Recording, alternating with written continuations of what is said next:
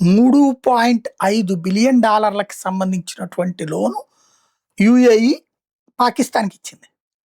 Saudi Arabia దాదాపు $6 billion ఇచ్చింది. Saudi Arabia మళ్ళీ మొన్న $3 బిలియన్ అప్పిచ్చింది. ఓ పక్కన పాకిస్తాన్ నమ్మక ద్రోహం చేసిన ఇరాన్ యుద్ధం చేస్తున్నప్పుడు పాకిస్తాన్ ఏం సౌదీకి సహకరించలేదు. మా ఇద్దరిది జాయింట్ అంటూ అప్పట్లో స్టేట్మెంట్ ఇచ్చారు పాకిస్తాన్ మంత్రులు. ఎప్పుడు మా జోలికి వస్తే ముగ్గురు కలిసి కొడతాము అది ఇదని బిల్డప్లు కూడా ఇచ్చారు.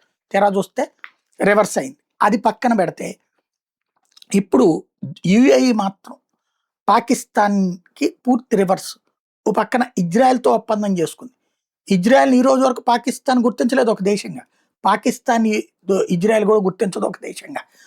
ఇప్పుడు ఆ ఇజ్రాయెల్ ఇచ్చినటువంటి ఐరన్ డోమ్ యుఏఈ వాడుతుంది.